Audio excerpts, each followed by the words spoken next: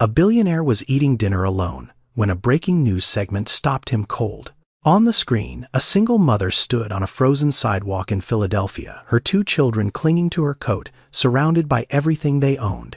She had just been evicted. It wasn't the woman's tears that froze him. It wasn't her children shivering in the February wind. It wasn't the neighbors watching in silence. It was the address on the screen. Because that building belonged to him. And what he was about to uncover inside his own empire would shatter everything he believed about the man he'd become.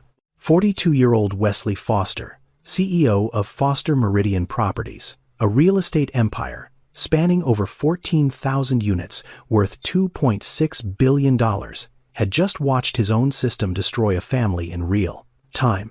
Wesley Foster's penthouse occupied the top 3 floors of a glass tower on Lakeshore Drive.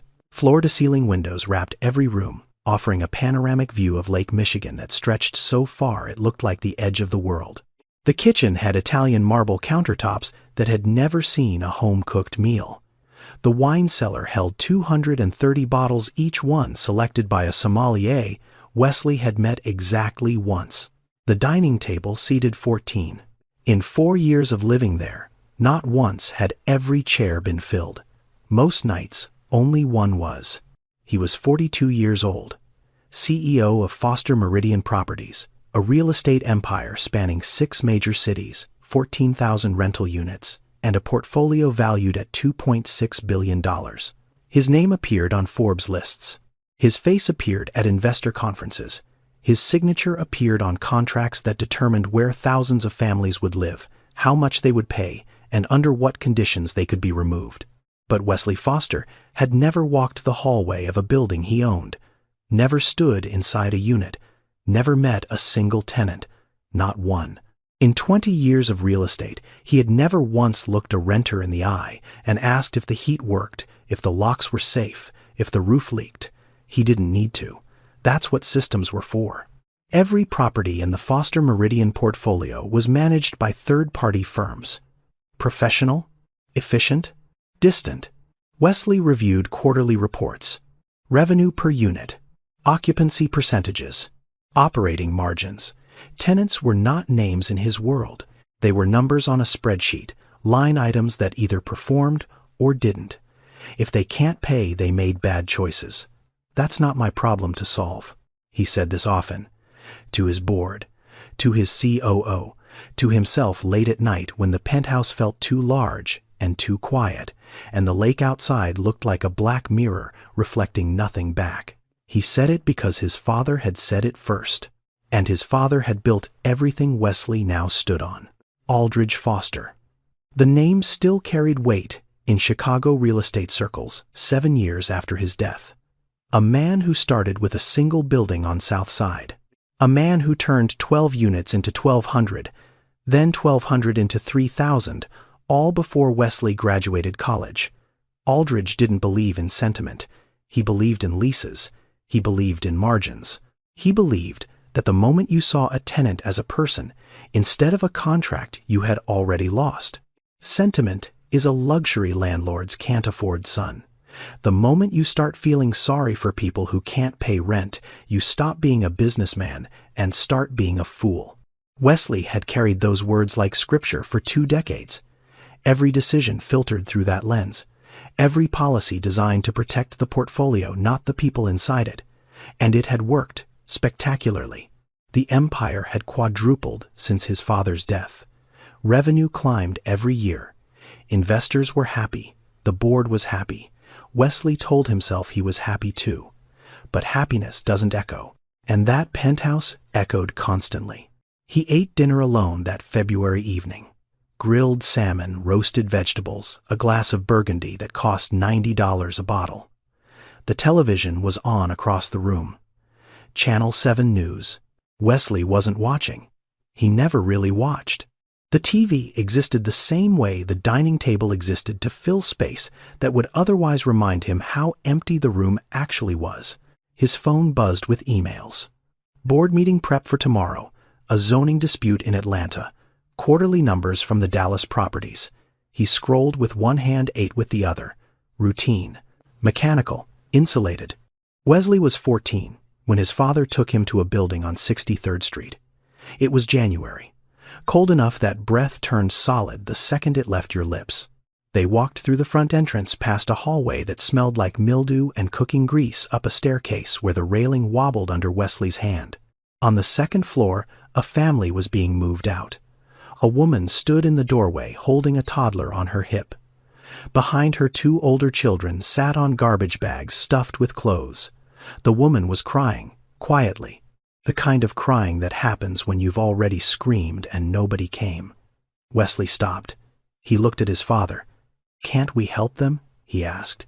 His voice was small. He was 14 and still believed the world worked the way teachers said it did. Aldridge didn't slow down. He put his hand on Wesley's shoulder and kept walking. "You feel sorry," he said. "Good. That means you're human. Now learn to stop. Pity doesn't pay mortgages." She didn't pay rent. That's the end of the story. Wesley looked back over his shoulder. The toddler was chewing on the zipper of a coat that was too thin for winter. The woman's eyes met his for half a second. Then his father's hand tightened and they turned the corner. That moment didn't haunt Wesley. That was the problem. He let it teach him exactly what his father intended. Stop feeling. Start counting. Build walls between yourself and the consequences of your decisions, and never let anyone convince you those walls are wrong. After Aldridge died of a stroke 7 years ago, Wesley didn't grieve by slowing down. He grieved by accelerating. He doubled the portfolio in 3 years, then doubled it again. He hired optimization firms, streamlined operations, automated rent collection, late fees, maintenance requests, and eviction filings. Every process ran through software. Every decision filtered through policy. No exceptions, no conversations, no faces. He contracted Pinnacle Property Group to manage the Philadelphia properties. 47 buildings, over 800 units. Wesley had signed the contract in his Chicago office without ever visiting a single one. He didn't ask how Pinnacle handled late payments, didn't ask about their eviction timeline, didn't ask what happened to families who fell behind. He didn't need to ask. The numbers were good. The margins were healthy. That was the only language he'd been taught to speak.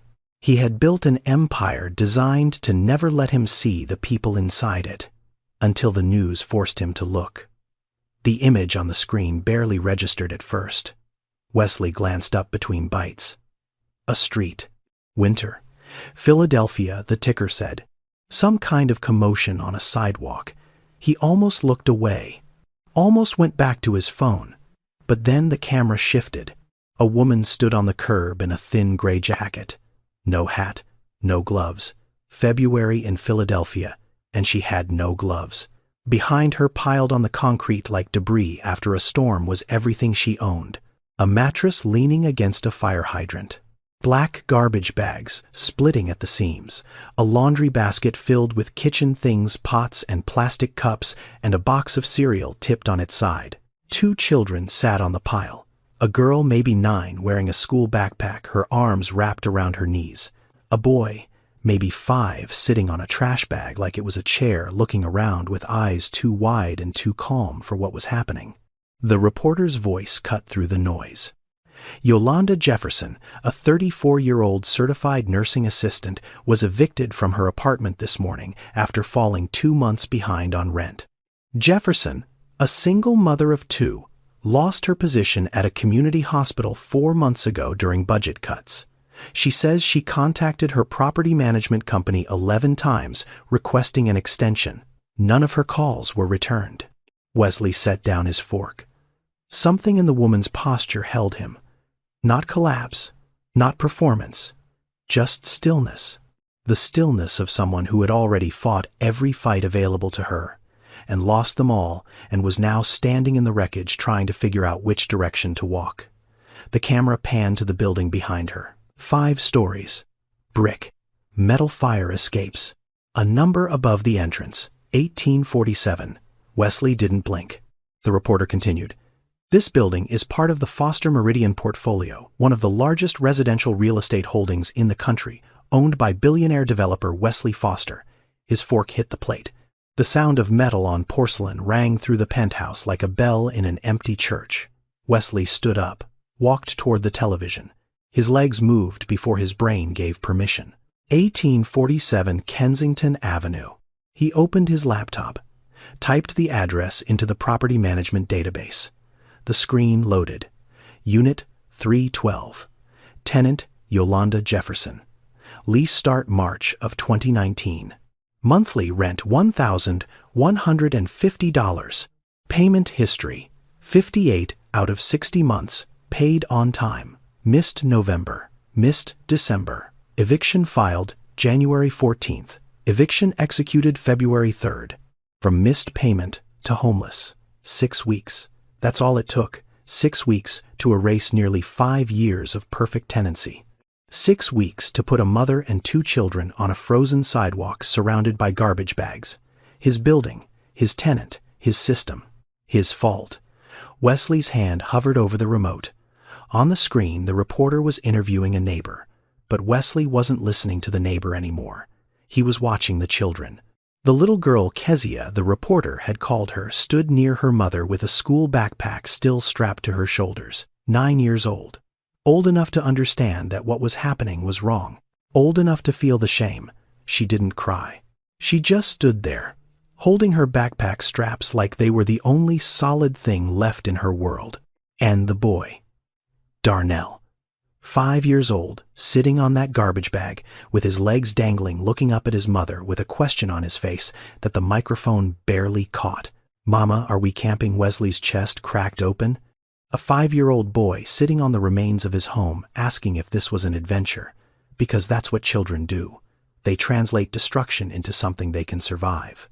They build stories around catastrophe because the truth is too large for a body that small. And his mother had let him believe it, had swallowed her terror so completely that her son thought they were on a trip, had held herself together with such ferocious grace that the worst day of her life looked to a 5-year-old like camping. The reporter kept talking. Details piled up like evidence at a trial. Yolanda Jefferson had worked the night shift at a community hospital in North Philadelphia for 5 years. 5 years of 12-hour shifts. 5 years of waking up at 4 in the afternoon, getting her children fed and homework done, dropping them with a neighbor, and walking into a building full of suffering until sunrise. She'd been laid off when the hospital cut its nursing assistant staff by 40%. Budget shortfalls, funding gaps, the kind of language that sounds clean in a boardroom but bleeds on the ground. After losing her job, she'd applied to 47 positions in 4 months. 47. She'd gotten 3 interviews. None of them hired her. The reason was always the same, spoken or unspoken. She needed flexible hours because she had 2 children and no childcare. And in America, needing flexibility as a single mother wasn't a circumstance. It was a disqualification. She'd paid rent on time for 4 years and 10 months. 58 consecutive payments. Never once late. Then November came and the savings ran dry. She called Pinnacle Property Group. Once, twice, 5 times, 11 times total. She left voicemails. She sent emails. She walked into their office on Broad Street and sat in the lobby for 2 hours waiting to speak to someone. Nobody called back. Nobody met with her. Nobody offered a payment plan, a grace period, an extension, or even the dignity of a conversation. The system didn't have a button for compassion. It only had a button for eviction. And someone pressed it. The reporter signed off. The segment ended. The anchor moved on to weather. Wesley reached for the remote. He pressed the power button. The screen went black, but the image didn't disappear. It burned behind his eyes. A woman standing in the cold, a girl gripping her backpack, a boy asking if they were camping, and an address that belonged to him. A child who didn't understand eviction had accidentally named it the kindest thing he could, an adventure, because his mother had never once let him see her terror. Wesley stood in his penthouse. 3 floors, Lake Michigan view, 230 bottles of wine, a dining table for 14 with 1 chair pulled out.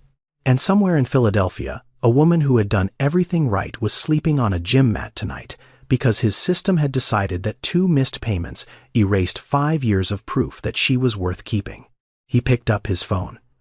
Not to call his lawyer, not to call his publicist, not to call anyone who could make this go away quietly. He called his driver. "Get the car ready. First flight to Philadelphia tomorrow morning." Then he stood at the window, staring at the Black Lake, and for the first time in 20 years, the silence in his penthouse didn't feel like peace. It felt like evidence. Wesley sat at his desk long after the screen went dark.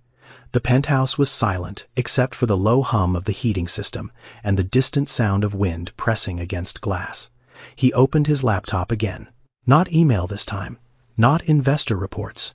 He logged into the Foster Meridian Master Database, the system he'd paid $300,000 to build.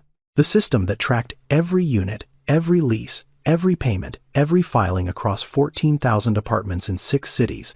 He typed the address. 1847 Kensington Avenue. Unit 312. The file loaded. Clean. Organized. Efficient. Just like everything Pinnacle Property Group delivered. Tenant name Yolanda Jefferson. Lease start date March 15, 2019. Monthly rent $1,150. Payment history scrolled down the screen like a heartbeat monitor. Green, green, green, green. 58 months of green. On time. Every single one. Then November. Red. December. Red. Eviction filed January 14th. Eviction executed February 3rd. 2 red marks after 58 green ones. That's all it took. Wesley clicked into the case notes. Pinnacle's internal log. 3 lines. Tenant non-responsive to payment reminders. Standard eviction protocol initiated per portfolio guidelines. Unit scheduled for turnover and market rate relisting. Non-responsive. He stared at that word. The reporter on the news had said Yolanda called 11 times. 11 calls. 11 voicemails. A woman walked into their office and sat in the lobby for 2 hours. And the system called her non-responsive. Was it a person who decided not to call back? Was it a policy?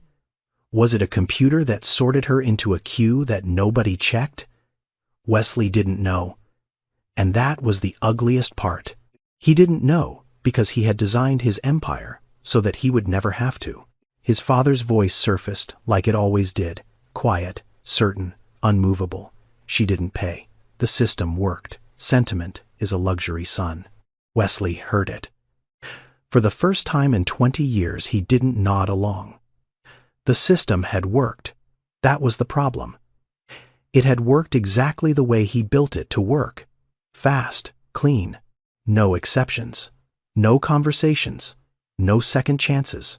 A machine that turned human beings into line items and erased them when the numbers stopped performing.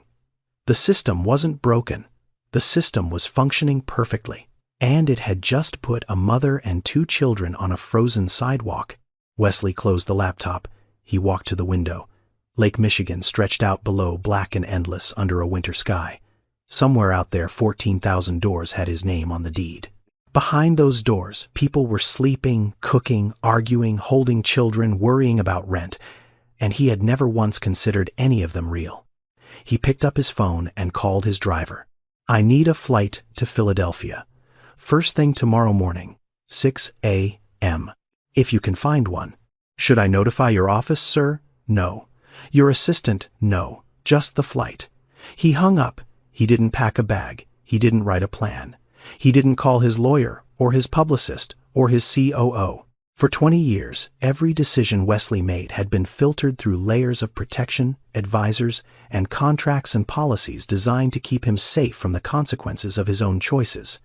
Not tomorrow. Tomorrow, he was going alone.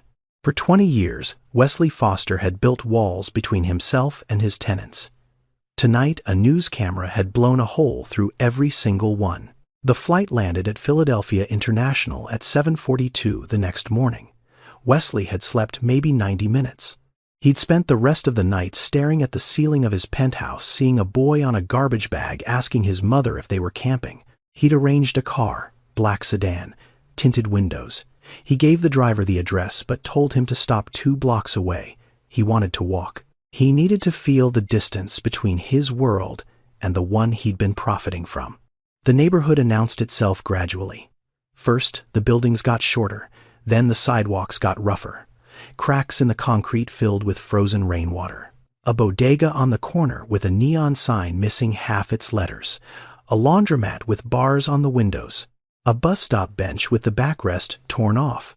Wesley walked through it all in a cashmere overcoat that cost $1,200 and Oxford shoes that had never touched a surface rougher than polished marble. He looked like a man who had taken a very wrong turn, and in a way he had. 20 years ago, he saw the building before he reached it. 1847 Kensington Avenue, 5 stories, 48 units. Red brick turned gray from decades of exhaust and neglect. The fire escapes were rusted. 2 windows on the 3rd floor were covered with cardboard and duct tape. The front door was propped open with a cinder block because the lock had been broken so long that nobody bothered reporting it anymore. Wesley stood on the sidewalk and stared at a building he owned. A building that generated $420,000 a year in rental income. A building he had never once visited. He walked inside. The hallway was dark. Not dim, dark. 3 out of 4 overhead lights were dead. The linoleum floor was peeling at the edges. The walls had water stains that spread from the ceiling like bruises.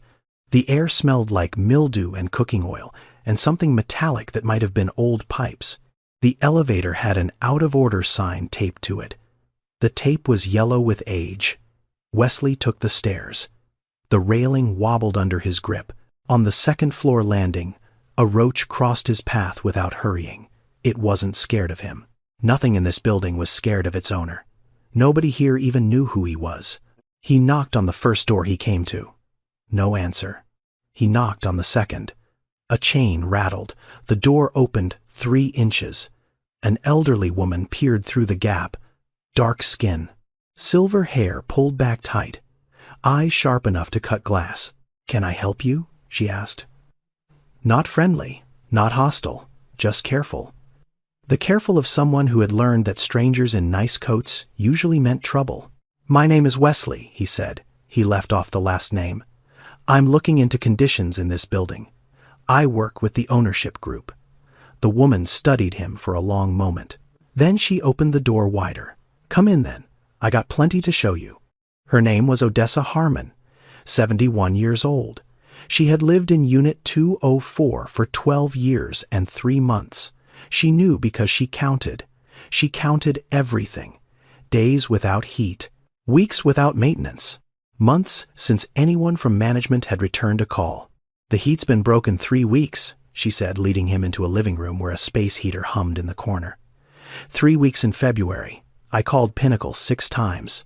You know what they told me. They said they'd send someone. Nobody came. They just send letters about rent." Wesley looked around the apartment. The ceiling above the kitchen had a brown stain spreading outward like a slow explosion. The faucet dripped into a pot placed beneath it. The window frame had a gap where cold air whistled through, stuffed with a rolled-up towel. This was a unit generating $1,150 a month. This was what that money was buying. Not maintenance, not safety, not dignity, just extraction. "Did you know Yolanda Jefferson?" Wesley asked. Unit 312. Odessa's expression changed, softened and hardened at the same time. That girl worked harder than anyone in this building. Night shifts, double shifts. Her babies were always clean, always polite, always had their homework done. She used to check on me when she got home in the morning, 6 a.m., and she'd knock on my door just to make sure I was okay. Odessa paused. Her jaw tightened. She didn't deserve what they did to her. None of us do. We pay our rent. We keep our heads down. And they treat us like we're disposable. Like the building matters, but the people inside it don't. Wesley didn't respond. He stood in that dark hallway after leaving Odessa's apartment and pressed his back against the wall. The plaster was cold through his coat. Somewhere above him, a pipe clanked. Somewhere below, a child laughed. 14,000 units. 6 cities. $2.6 billion. And this is what it looked like from the inside. Not a portfolio. Not a spreadsheet. Not a quarterly report. A building where an old woman stuffed towels into window frames to survive the winter. Where a mother who never missed a rent payment got thrown into the cold because a management company decided she wasn't worth a phone call. Wesley Foster had built his empire from the top down. He had never once looked at it from the bottom up, until now. He left the building and drove straight to Pinnacle Property Group's regional office on Market Street. No appointment, no warning. He walked through the front door in his $1,200 coat and asked the receptionist for the regional manager. Gary Whitmore came out 7 minutes later. Mid-50s, thinning hair, a smile that had been trained in customer service seminars. He didn't know why Wesley Foster was standing in his lobby. He didn't know about the newscast. He didn't know about Odessa. He just saw a billionaire client and started sweating. "Mr. Foster, what an unexpected pleasure. If I had known you were coming, I would have." "Show me the eviction process for the Philadelphia properties," Wesley said. No greeting, no small talk, start to finish, every step. Gary blinked. Of course. Right this way. They sat in a conference room with fluorescent lights and a whiteboard covered in property codes. Gary pulled up the process on his laptop, walked through it like a sales pitch. Rent due on the 1st. Grace period through the 5th. Late fee applied on day 6. $75 per day. Wesley stopped him. $75 a day, industry standard for the region, Mr. Foster. It's within legal limits. Wesley did the math in his head. A tenant who missed 1 month's rent of $1,150 would accumulate $2,250 in late fees within 30 days. That meant, by the time the eviction was filed, the tenant didn't owe 1 month's rent. They owed more than 3 months equivalent. A hole almost impossible to climb out of.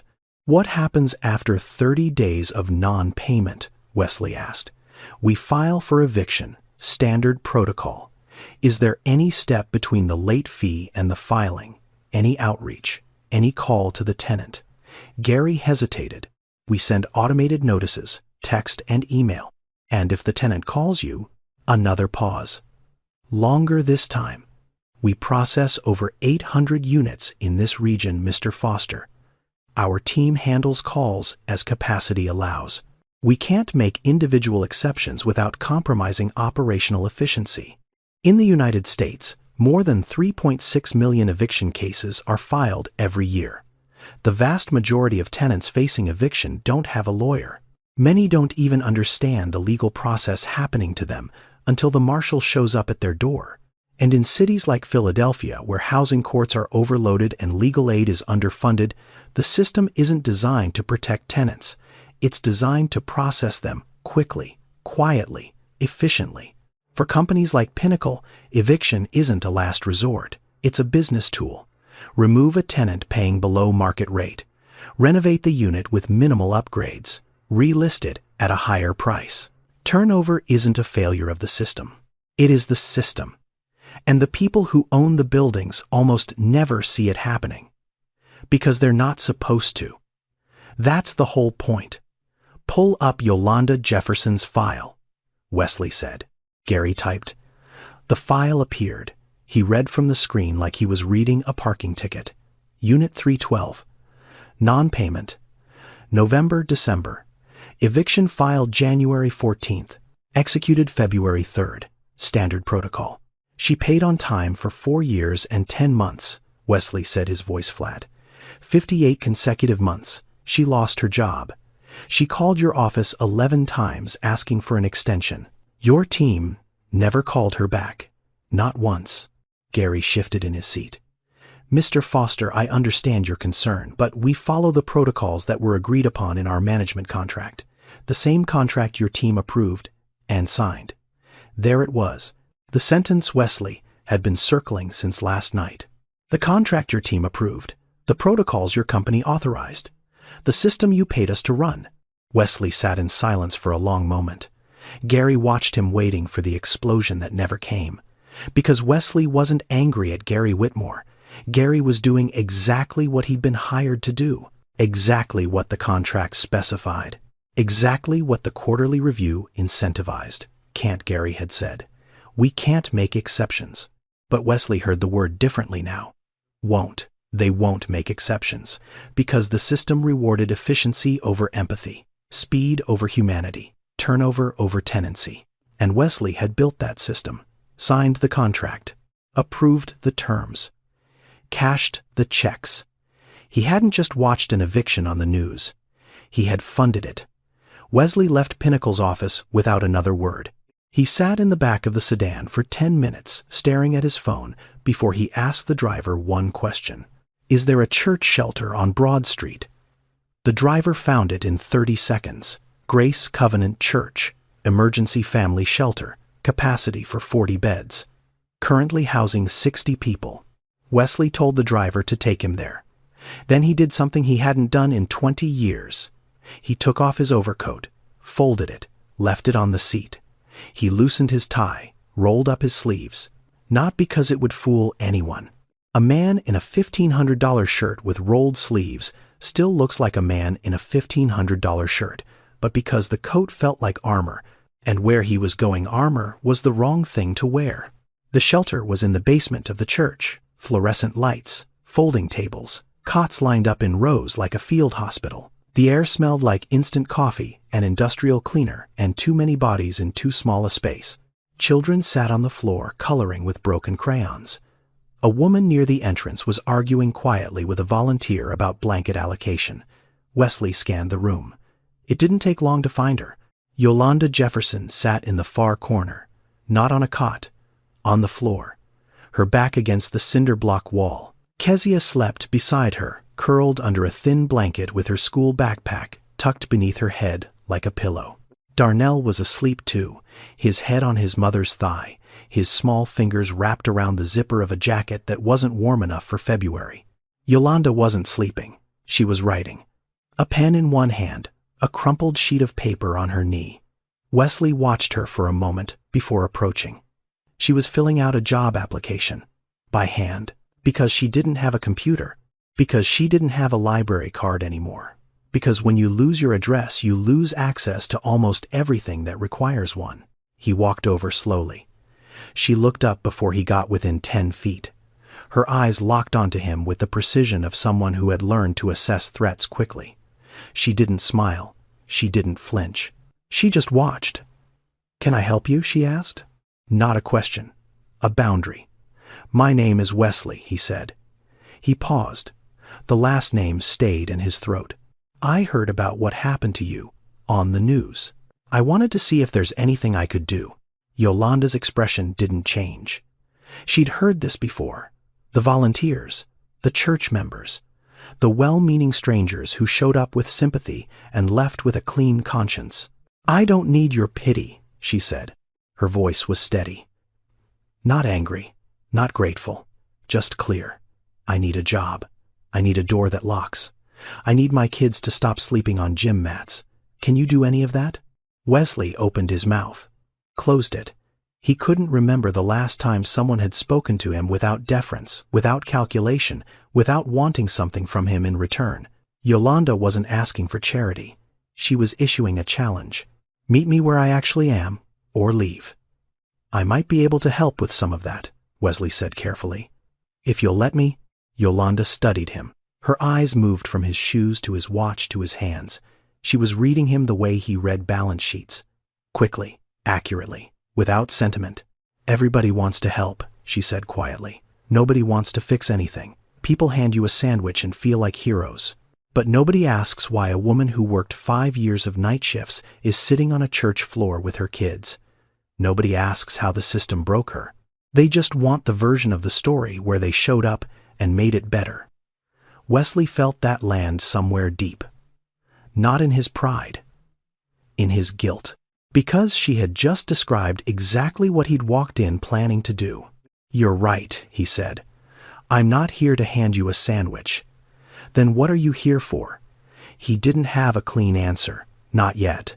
So he told the only truth available.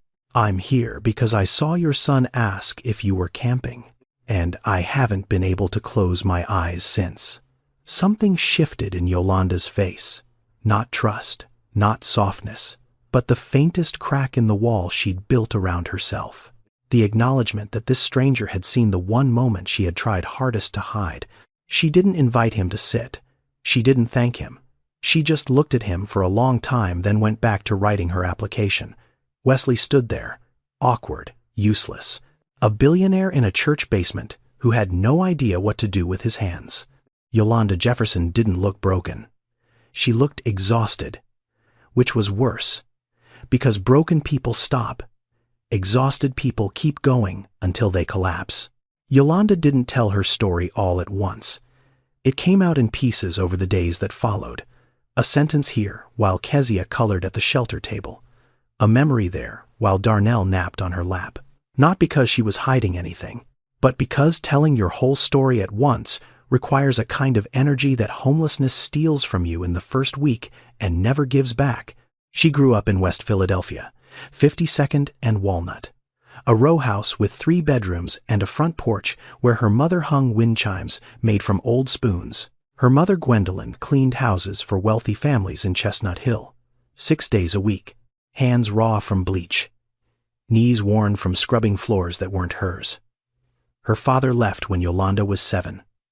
No note, no phone call, just an empty closet and a silence that filled the house like smoke. Gwendolyn raised Yolanda alone, worked doubles when the bills got heavy, never complained, never asked for help, taught her daughter one thing above everything else. You work, you pay your way, you don't owe anybody and nobody owes you. Yolanda graduated high school, didn't have money for college, got her certified nursing assistant license at 20, started working at a community hospital in North Philadelphia, night shifts, 12 hours, 8 p.m. to 8 a.m. The pay wasn't much, $14.60 an hour, but it was steady, it was honest, it was hers. She met Terrell when she was 25, construction worker, big hands, quiet voice, the kind of man who fixed things without being asked and never took credit. They had Kezia a year later. Darnell came 4 years after that. They weren't married. They didn't need a paper to know what they were.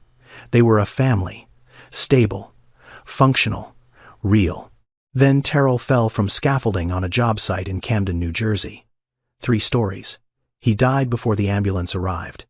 He was 31 years old, no life insurance, no workers' compensation because the contractor had classified him as independent, no savings beyond 2 months of rent because every dollar they earned went to keeping the family fed and housed and clothed and alive. Yolanda was 31 with 2 children and a grief so heavy it bent her spine. But she didn't stop. Couldn't. There was no one else. Her mother had passed 2 years before Terrell. No siblings, no cousins nearby. No safety net except her own 2 hands and the job that paid $14.60 an hour. She managed. For 2 years, she managed. Night shifts at the hospital. Mrs. Harmon watched the kids while Yolanda worked. Yolanda checked on Mrs. Harmon every morning when she got home. A quiet exchange of survival between 2 women who understood that in this world, sometimes all you have is the person across the hall. Then the hospital cut its budget. 40% of the nursing assistant staff, gone. September. Yolanda got the letter on a Tuesday. By Wednesday, she was filling out applications. By the end of the month, she had submitted 12. By the end of October, 26. By the end of December, 47. 3 interviews, 3 rejections. The same question every time, spoken or unspoken. Can you work nights, weekends, holidays? Do you have childcare? The answer was always complicated. Because childcare in America costs an average of $1,100 a month. Almost exactly what Yolanda's rent was. You can't pay for childcare without a job, and you can't get a job without childcare. That's not a paradox. That's a trap, and millions of single mothers are caught in it right now today. While you're watching this, in the United States, 40% of Americans don't have $400 saved for an emergency. 40%. That means for nearly half the country, 1 job loss, 1 medical bill, 1 car repair is the difference between stability and freefall. Yolanda had exactly 2 months of savings when she lost her job.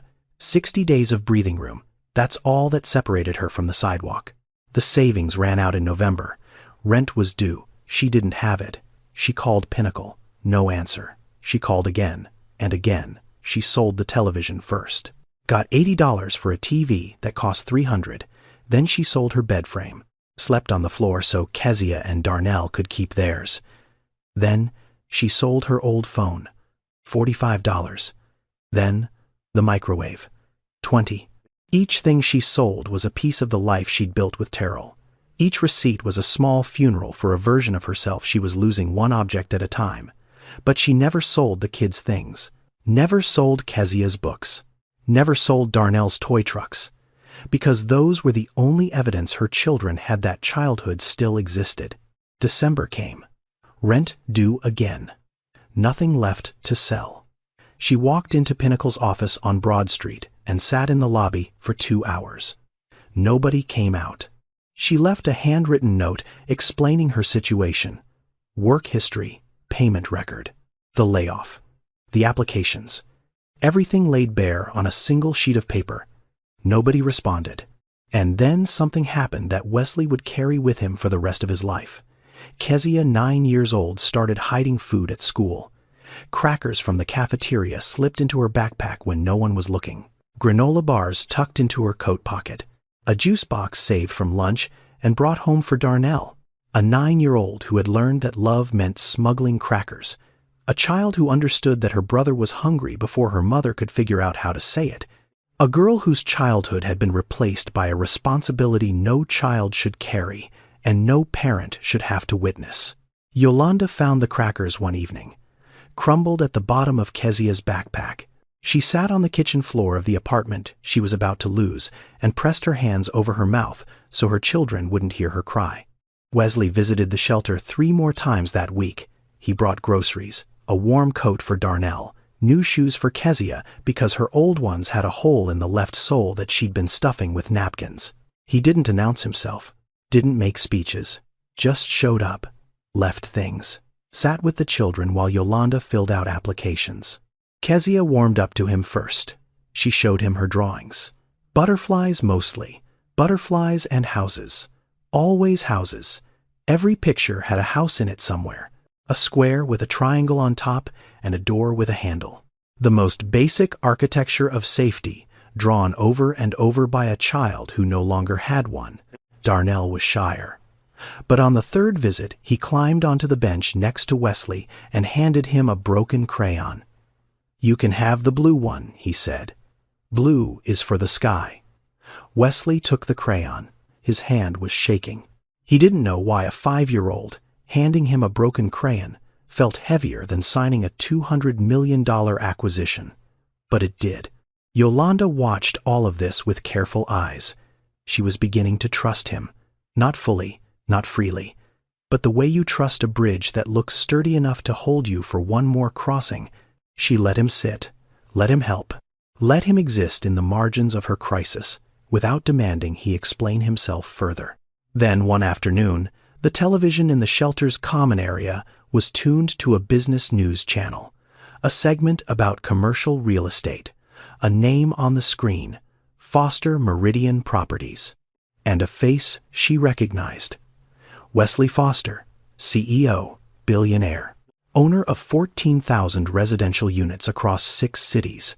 Yolanda stared at the screen. The camera showed a building, then another, then a graphic listing the company's portfolio, Philadelphia Properties, Kensington Avenue. She felt her blood go cold. Not cold like winter. Cold like betrayal. The kind of cold that starts in your stomach and spreads outward until your fingers go numb and your jaw locks, and every word you've ever said to the person standing in front of you replays with a new sickening meaning. Wesley arrived at the shelter that evening carrying a bag of groceries and a children's book he'd bought for Darnell. He walked through the door the way he'd been walking through it all week. Carefully, quietly, like a man trying to earn a space he hadn't yet been given. Yolanda was standing near the entrance, arms crossed, face still. The kind of stillness that doesn't mean calm. It means a storm has already formed and is choosing the exact moment to land. "You're him," she said. Wesley stopped. "You own that building. 1847 Kensington. You own it." He set the bag down slowly. "Yes, you're the reason my kids are sleeping on gym mats. You, not some faceless company, not some system. You." Wesley didn't step back, didn't look away, Didn't reach for an excuse or a justification or any of the 1,000 deflections his lawyers had trained him to deploy. Yes, I own the building. I didn't know what was happening inside it. He paused. But that's not an excuse. That's the problem. Yolanda's voice dropped. Quiet now. And the quiet was worse than shouting. You came here to feel better about yourself. You wanted to play hero so you could sleep at night. Bring groceries. Buy shoes. Go home and tell yourself you're one of the good ones. Each word hit like a stone dropped from a height. Precise, heavy, deserved. You wanted to be the savior of your own guilt, she said. I've seen men like you my whole life. You break something, and then you show up with flowers. Wesley stood in the middle of that shelter, surrounded by cots and broken crayons, and the smell of industrial soap, and he absorbed every word she threw at him. Not because he was strong, because she was right. Maybe, he said. Maybe that's exactly what I did. Maybe I came here because watching that news report made me feel something I haven't felt in 20 years, and I didn't know what to do with it except show up. He took a breath. But I'm here now, and I'm not leaving until I fix what I broke. Not because it makes me good, because it makes me responsible. Yolanda stared at him, her jaw tight, her eyes dry. She had cried enough in the last 3 months to last a lifetime. She wasn't going to waste another tear on a billionaire's guilt. She turned and walked away. Didn't say another word. Just walked back to her corner, where Kezia and Darnell were sitting on a cot. But Kezia had been watching. Those 9-year-old eyes that had seen too much. She looked at Wesley from across the room, and the question she asked traveled 15 feet through the shelter air and landed on his chest like a fist. Are you the man who took our home? Wesley couldn't answer. His throat closed, his eyes burned. He stood there in a church basement holding a children's book and a bag of groceries and realized that a 9-year-old had just asked him the only question that mattered. If this story is making you feel something, take a second to subscribe, because what happens next changes everything. Let's continue. Wesley left the shelter that night and drove to his hotel in Center City. A suite on the 14th floor. King bed, marble bathroom, room service menu on the nightstand. He sat on the edge of the bed and didn't move for a long time. Then he opened his laptop, not to check email, not to review reports. He logged into the Foster Meridian Master System and began pulling data he had never once looked at in 20 years of ownership. Eviction filings. All properties. All cities. Last 12 months. The number loaded on the screen. 847. 847 families evicted from Foster Meridian properties in a single year. He clicked deeper. Household composition of evicted tenants. 63% were single-parent households, more than 6 out of 10. Mothers and fathers trying to raise children alone, and his system had put them on the street. He kept clicking. Time from first missed payment to eviction execution. 41% were evicted within 60 days of their first late payment. 2 months. The same timeline as Yolanda. Average tenancy of evicted renters before the missed payment. 3.2 years. These weren't people who moved in and stopped paying. These were people who had lived in his buildings for years, paid faithfully, and then hit one bad stretch that the system refused to forgive. His father's voice rose from the place it always lived. That quiet shelf in the back of his skull where Aldridge Foster's lessons sat like commandments carved in stone.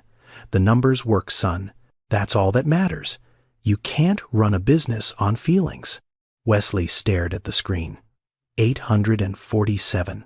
He said the number out loud in the empty hotel room, and the sound of it echoed off walls that cost $400 a night to sleep between. No, he said, and his voice sounded different. Harder, clearer, like a man pulling a knife out of his own chest. The numbers worked for me. They destroyed everyone else. Wesley Foster had spent 20 years believing he was building wealth. He was building wreckage. The only difference between him and a storm was that he sent invoices. He picked up his phone, 217A. He called his COO, Derek Langston, in Chicago. Derek answered on the 4th ring. Groggy, confused. Wesley, it's 2 in the morning. What's freeze every eviction in the portfolio? Effective immediately. Silence on the line. Then Derek's voice suddenly wide awake. Wesley, that's 14,000 units, across 6 cities. Do you have any idea what the legal liability? I said, freeze them. Every single one. No new filings. No pending executions. Nothing moves until I say so. The board is going to... The board answers to me. And right now I'm telling you that not one more family gets put on the street by our company until I have personally reviewed how we got here. Is that clear? Derek paused. Crystal. Wesley hung up. He closed the laptop.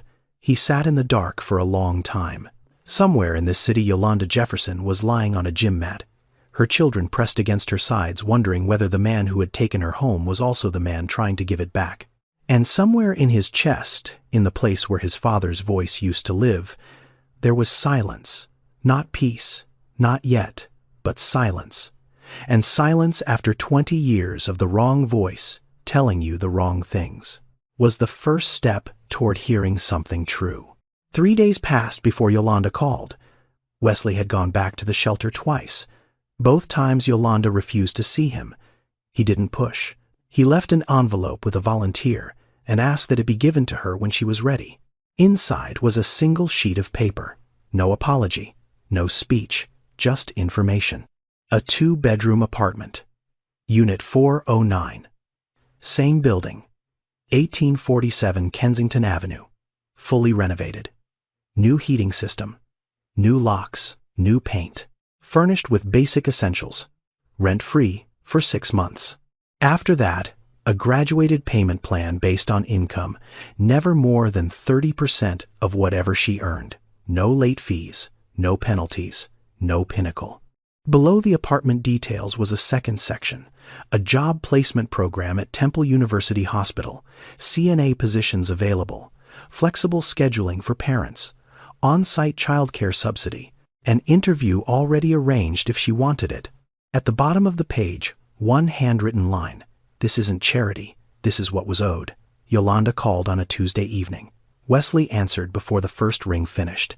I'm doing this for Kezia and Darnell, she said. No greeting, no small talk. Her voice flat and deliberate. Not for you. Not because I forgive you, not because I believe you. I'm doing this because my daughter is hiding crackers in her backpack and my son doesn't know what a bed feels like anymore. That's the only reason. I know, Wesley said. And I wouldn't trust you if you forgave me this easily. Silence on the line. A long one. Then Yolanda spoke again, quieter this time. When can we see it? Tomorrow. Whenever you're ready. The renovation had taken 72 hours.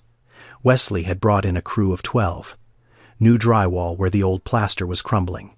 A heating unit that actually worked. Windows that sealed properly. A kitchen faucet that didn't drip. New locks on every door. Deadbolt and chain. Because when you've lost your home once, the first thing you need isn't furniture. It's the sound of a lock clicking shut behind you. The apartment was simple. Not luxury. Laminate countertops. Basic carpet. A couch from a warehouse store. A kitchen table with 4 chairs. But it was clean. It was warm. And it was safe. Kezia walked in first. She moved through the apartment, slowly touching everything. The walls, the light switches, the refrigerator door. She opened it and closed it 3 times. Then she walked into the smaller bedroom and stopped. A twin bed with a purple comforter. A small desk with a lamp. A bookshelf empty waiting to be filled. Mama, she said, is this my room? Yes, baby. Just mine. Just yours. Kezia sat on the bed, pressed her hand flat against the comforter. Then she lay back and stared at the ceiling like she was memorizing it, like she needed proof that it would still be there when she closed her eyes. Darnell ran in a minute later. He found the second bedroom, a small bed with a blue blanket, a plastic bin of building blocks in the corner. He climbed onto the mattress and bounced once, twice. Then he looked at Yolanda with those wide 5-year-old eyes. Mama, is this our home for real? Or are we just visiting? Wesley was standing in the hallway. He heard the question and had to turn away. A 5-year-old boy who had lost the concept of home so completely that he couldn't tell the difference between living somewhere and passing through. A child who had learned that everything could be taken at any moment, so he'd stopped believing anything could stay. Yolanda knelt down and held Darnell's face in both her hands. "This is our home, baby. For real. We're staying." Darnell looked at her, searched her face for the truth, the way children do, not with logic, but with instinct. Then he nodded, slowly, like he wanted to believe her, but wasn't quite ready to let go of the caution that had kept him safe. Yolanda stood up and walked to the living room window. She looked out at the small playground behind the building. Rusted swings, a basketball hoop with no net, nothing fancy, but outside, in the air, with sunlight. She didn't cry. She didn't speak.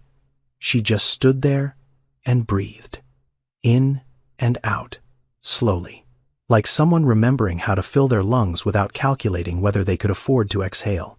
For the first time in 4 months, Yolanda Jefferson took a breath that didn't carry the weight of tomorrow. And that single breath, quiet and ordinary and invisible to everyone except the woman taking it, was worth more than every dollar in Wesley Foster's empire. Wesley didn't just fix one apartment, he dismantled the machine. The first call he made when he got back to Chicago was to Pinnacle Property Group's corporate office. Not to negotiate, not to renegotiate terms, to terminate. Effective immediately. Every property, every city, every contract. His legal team pushed back. His COO pushed back. His CFO sent a 12-page memo outlining the financial risk of severing ties with the largest third-party property management firm in their portfolio. Wesley read the memo. Then he read Yolanda's tenant file again. 58 months of on-time payments. 11 unanswered calls. 6 weeks from stable to homeless. He chose the tenant file. In place of Pinnacle, Wesley built something new, an in-house property management division with a single rule that overrode every other policy in the handbook. Before any eviction filing could be submitted, 3 conditions had to be met. First, a minimum of 3 direct in-person contact attempts with the tenant. Not emails, not automated texts, a human being knocking on a door and asking what happened. Second, a free financial counseling session offered to every tenant who fell behind. Not mandatory, just available. Third, a 30-day review period where a tenant advocate, not a lawyer, not a property manager, but someone whose job was to represent the renter, would assess whether the situation was temporary or permanent. 3 steps. That's all it took. 3 steps that Pinnacle had never taken because 3 steps cost time and time cost money, and money was the only language the old system spoke. Wesley hired tenant advocates for every building in the portfolio, 1 per property. Their job was simple. Stand between management and the people living inside the walls.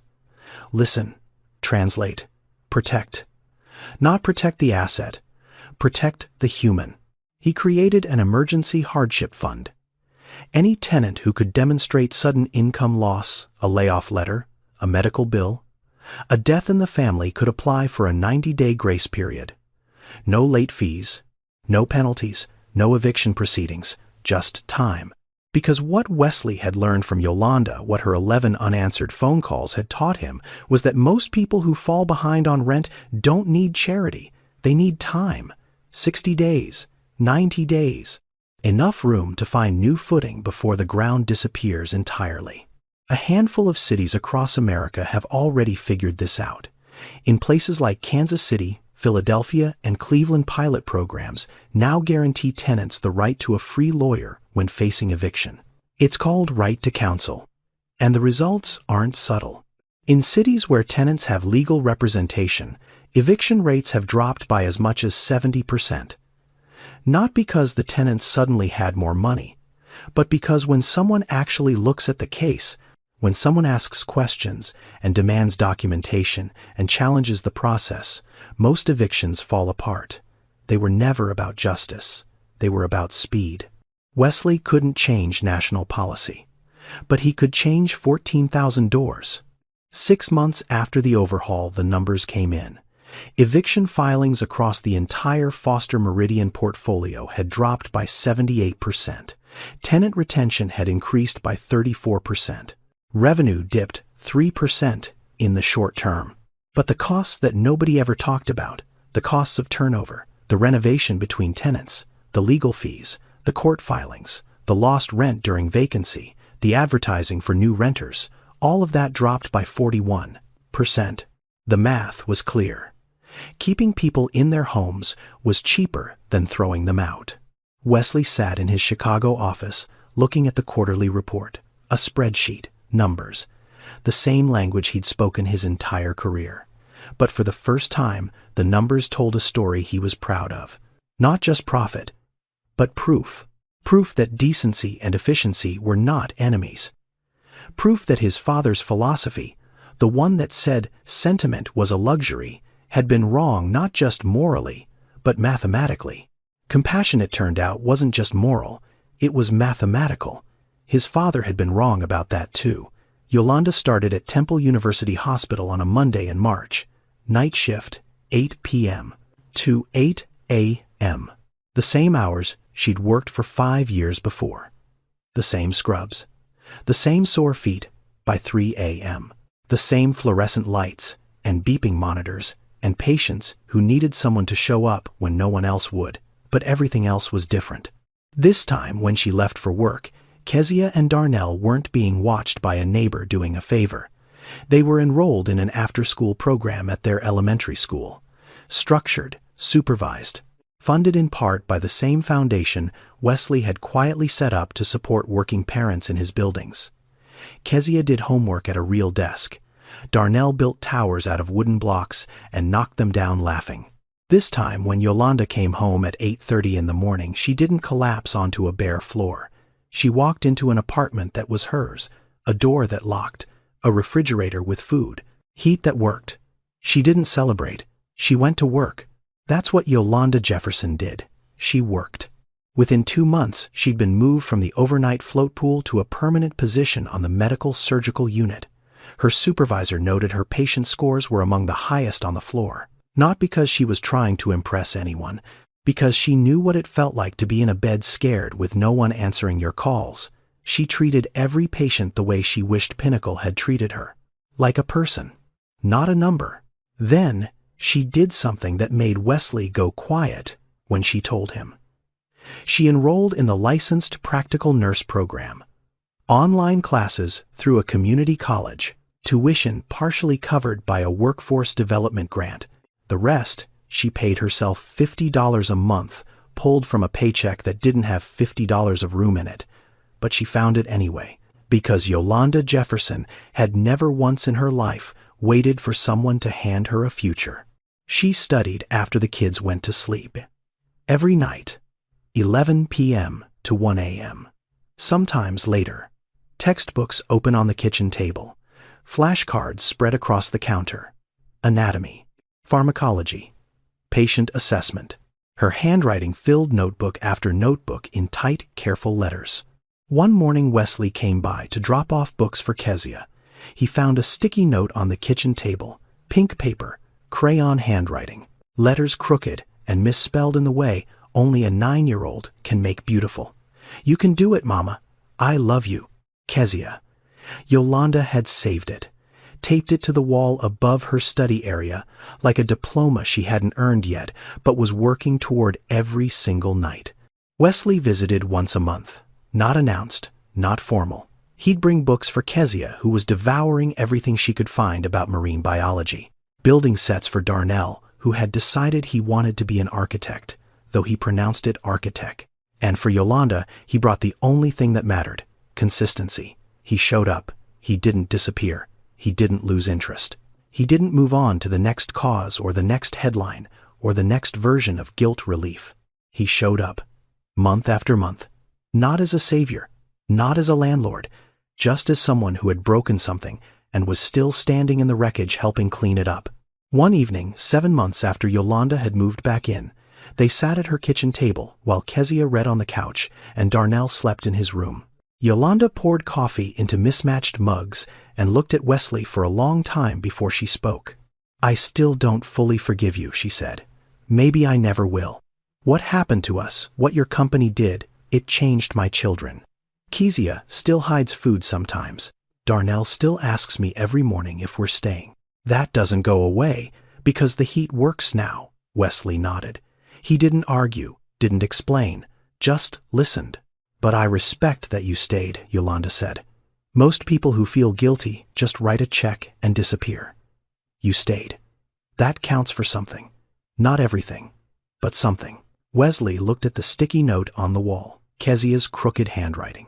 A child's love spelled out in crayon. And he thought about his father's penthouse, the art on the walls worth millions, the wine cellar, the marble, the glass. None of it had ever said anything as true as that pink sticky note. Thank you, he said, and he meant it more than he'd ever meant those two words in his life. Not thank you for forgiving me, because she hadn't. Thank you for letting me stay. Yolanda's story isn't rare. That's the part that should keep you up at night. It's not an outlier. It's not an exception. It's America's most invisible crisis happening every single day in every single city, and most of us never see it because the people it happens to don't make the news. Every year, 3.6 million eviction cases are filed in the United States. 3.6 million. That's not a number. That's a population. That's more people than live in the entire city of Chicago. And behind every filing is a family. A mother packing garbage bags at 6 in the morning. A child asking if they're camping. A father choosing between rent and medication. Real people making impossible choices inside a system that offers no mercy and even less time. 1 in 4 American renters spends more than half their income on housing. Half. That means a single missed paycheck, a single medical emergency, a single car repair can push a family from stable to evicted in less than 60 days. And once the eviction is filed, the cascade begins. You lose your address. That means your children lose their school enrollment. You lose your school enrollment, and childcare falls apart. Childcare falls apart, and you can't work the hours your job requires. You lose your job, you lose your income. Your credit score drops because the eviction stays on your record for 7 years. And with a damaged credit score, no landlord will approve your next application, so you end up in a shelter, or a car, or on a sidewalk in February with everything you own in garbage bags. It's not a single failure, it's a chain reaction, and it starts with a door closing behind you. The impact falls heaviest on those who can least afford it. Black women are evicted at twice the rate of white women. Children who experience eviction are 4 times more likely to be hospitalized and twice as likely to drop out of school. The trauma doesn't end when the family finds a new place.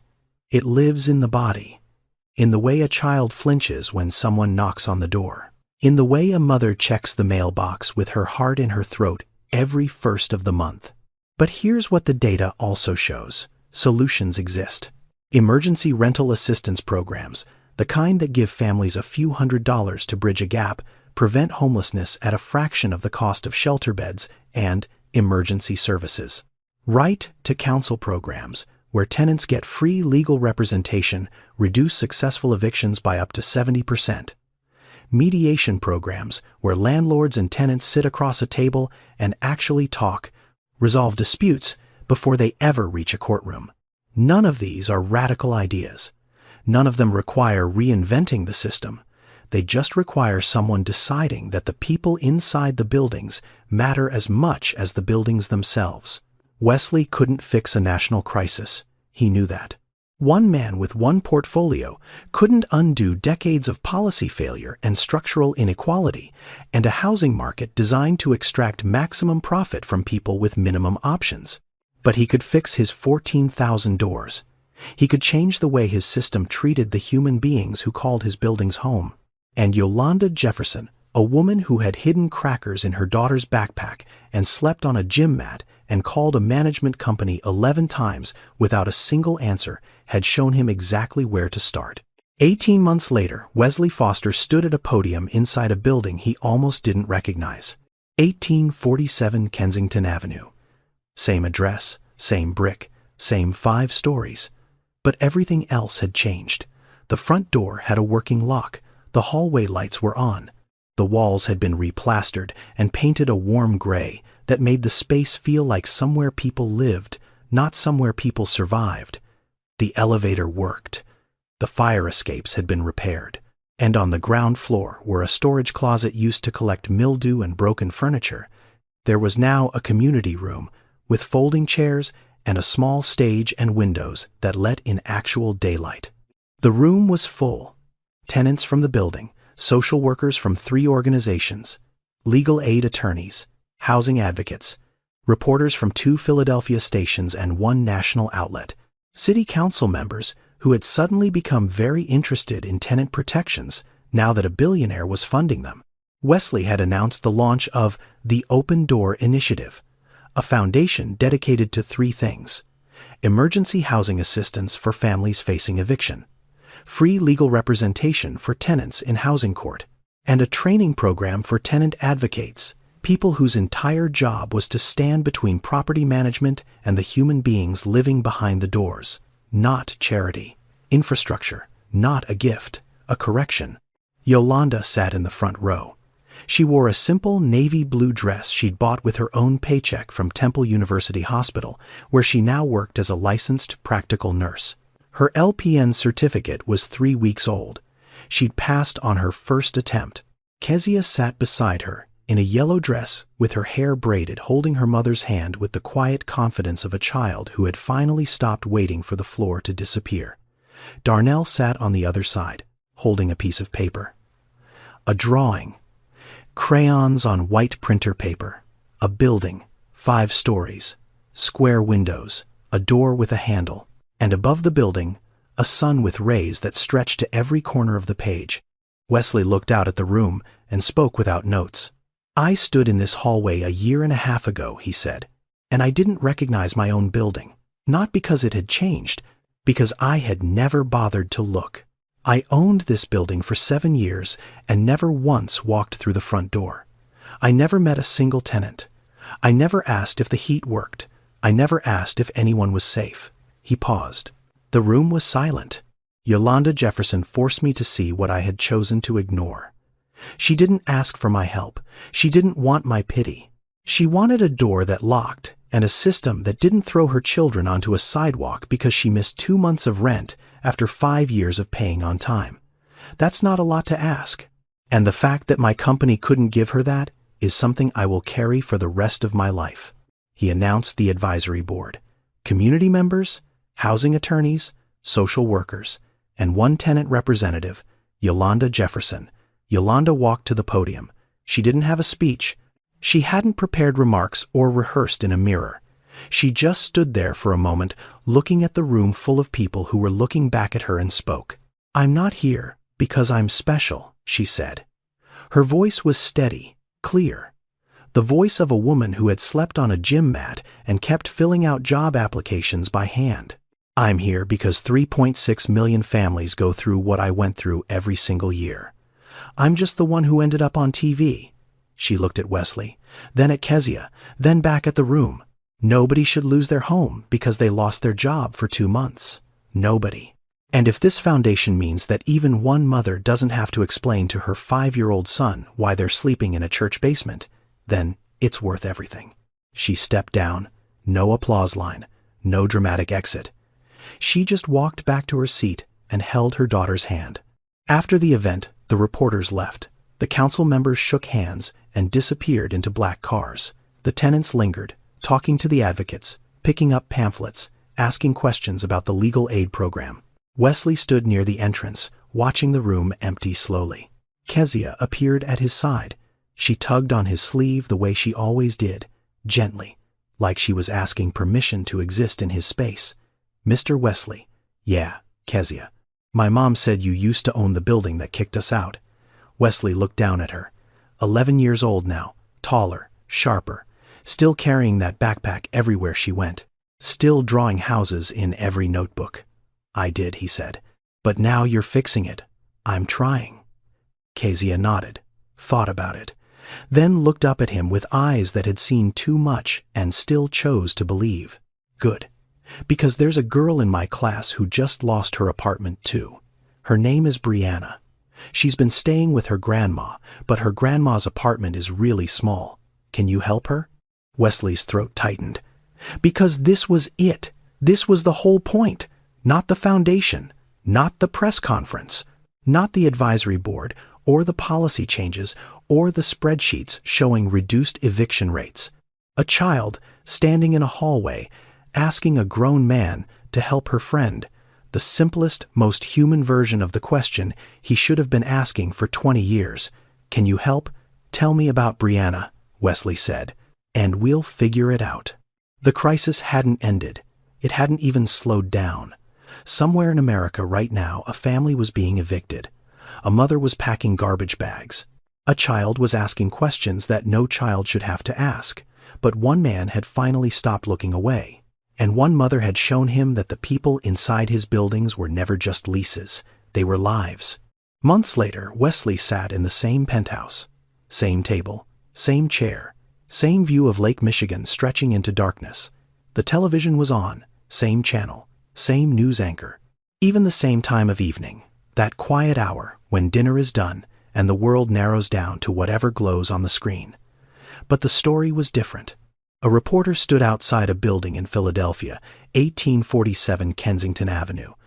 But the building behind her wasn't the one Wesley remembered from that February night. The brick had been cleaned. The windows were whole.